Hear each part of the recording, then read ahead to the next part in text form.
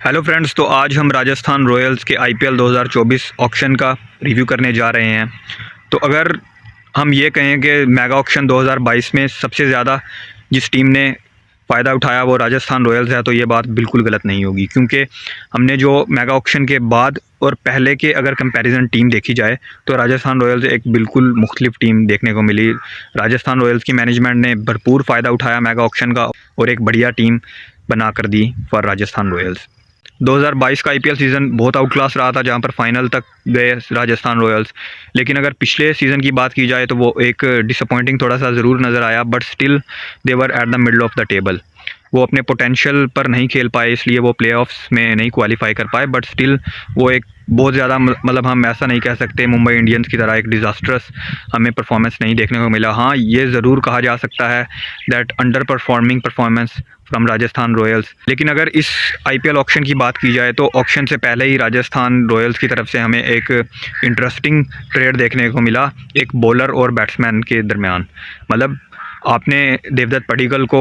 Lucknow super giants की तरफ trade किया और आपने उनसे अवीश खान को लिया, जो कि एक डिसेंट कॉल थी उनके लिए, डिसेंट एक डिसीजन था उनके लिए, क्योंकि आप जो इंडियन थर्ड सीमर है उसके लिए आप बहुत स्ट्रगल करते नज़र आ रहे थे। बैटर्स आपके पास ऑलरेडी थे और आपने ये एक मैं समझता हूँ कि डिसेंट डिसीजन लिया अवीश खान को लेकर के। और अगर रिलीज़ लिस्ट की बात की जाए तो सबसे जो बड़ा रिलीज़ था वो था जेसन होल्डर का, क्योंकि उनको रिलीज़ करके राजस्थान रॉयल्स के पास बहुत ज़्यादा पैसे एक तरह से रिलीज़ हो चुके थे। बहुत ज़्यादा प्लेयर्स को उन्होंने नहीं रिलीज़ किया, बट जेसन होल्डर के रिलीज़ करने से भी आपके पास ठीक ठाक अमाउंट आ चुका था, जो कि आप जो मिसिंग होल्स थे उनको आप फिलअप कर सको और अगले साल के लिए एक बेहतर टीम बना सको पिछले साल के कंपैरिजन से। तो एज़ वी न्यू दैट उन्होंने देवदत्त पडिक्कल को एक जो इम्पोर्टेंट मेंबर थे उनके टॉप ऑर्डर में भी उनको उन्होंने खिलाया, नंबर 4 पर भी खिलाया, तो उनको रिलीज़ करके उनको एक बैटर चाहिए था, चाहे वो ओवरसीज़ हो या फिर इंडियन हो, क्योंकि अवीश खान के आने से आपको जो एक ओवरसीज़ आपको खिलाना पड़ रहा था जेसन होल्डर के सूरत में या फिर एडम जैम्पा की सूरत में या फिर ओबेड मुकई की सूरत में, तो वो आपको नहीं खिलाना पड़ेगा इस साल में। इसका मतलब ये था, और आप एक ओवरसीज़ एक फ़र्स्ट चॉइस ओवरसीज़ बैटर के साथ भी जा सकते थे, तो इसलिए आपने रोमन पॉवेल को चूज़ किया एज ए फिनिशर और उनको ठीक ठाक 8 करोड़ में आपने परचेज़ किया। एंड देन उनके बाद अगर साथ बात की जाए तो बहुत कम में मैं समझता हूँ कि टॉम कॉलर कैडमोर को उन्होंने परचेज़ किया, जो रूट को रिलीज़ करके उनका जो मैं समझता हूँ कि सब्सटीट्यूट शायद लिया। एंड देन उनको बहुत ज़्यादा मैं समझता हूँ कि शायद फिलअप करने की ज़रूरत भी नहीं थी, क्योंकि आपके पास ऑलमोस्ट अगर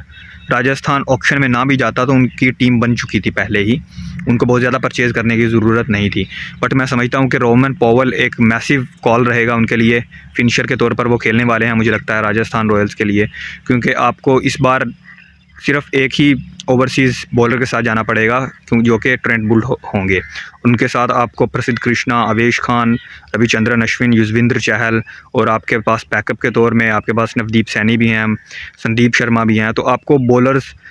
के साथ आपको जाने का स्टक करने का बहुत ज़्यादा जो आपकी मजबूरी थी पिछले साल एक ऑलराउंडर खिलाना 7 नंबर पर, वो आपको इस बार नहीं देखने को मिलेगी, क्योंकि आपके पास इम्पैक्ट प्लेयर की भी जो एक एडवांटेज है आपके पास है। और आप इम्पैक्ट प्लेयर के सूरत में एक बैटर खिलाइए, बैटिंग जब आपकी आए एक एक्स्ट्रा बैटर खिलाइए, एंड इम्पैक्ट प्लेयर उसको सब्स्टिट्यूट करके बॉलिंग में अगर आप बात करें तो उसकी जगह आप एक इंडियन बॉलर खिला दीजिए, सिंपल। तो इस तरह से राजस्थान रॉयल्स के पास एक बेहतरीन ओवरसीज़ कॉम्बिनेशन बन चुका है of Jos Buttler, Shimron Hetmyer, Rovman Powell and then Trent Boult. अगर इनके हम बैकअप्स की भी बात की जाए तो वो भी आउटस्टैंडिंग हैं, चाहे वो टॉम कॉलर कैडमोर हों, सस्ते में ज़रूर बिके वो सिर्फ 50 लाख में, बट हम उनकी जो एबिलिटीज़ हैं उन पर हम कुछ डाउट नहीं कर सकते, क्योंकि वो एक फ्यूचर सुपरस्टार हैं। और मैं समझता हूँ कि फ्यूचर इन्वेस्टमेंट किया है राजस्थान रॉयल्स ने उनको पिक करके। एंड देन अगर बॉलिंग डिपार्टमेंट में बात की जाए तो आपके पास इंडियन बॉलर्स ही आपके पास आउट क्लास हैं, चाहे वो युजवेंद्र चहल हों, चाहे वो रविचंद्रन अश्विन हों, या फिर आपके बैकअप के तौर पर आपके पास एडम जैम्पा भी हों, जहां पर आप उनको भी यूज़ कर सकते हो एक स्लो कंडीशंस में। आप अगर एक कम बैटर खिलाना चाहो ओवरसीज़ तो आप एडम जैम्पा को भी खिला सकते हो। तो ओवरऑल अगर बात की जाए तो one of the best team अगर हम कहें राजस्थान रॉयल्स को, तो ये बात भी गलत नहीं होगी, क्योंकि आपके पास एक मोस्ट बैलेंस्ड टीम रहेगी मुझे लगता है, जो पिछले 3 साल से चलती आ रही है वो राजस्थान रॉयल्स है। और मुझे लगता है कि राजस्थान रॉयल्स मुंबई इंडियंस के बाद इस साल की बेस्ट टीम रहने वाली है।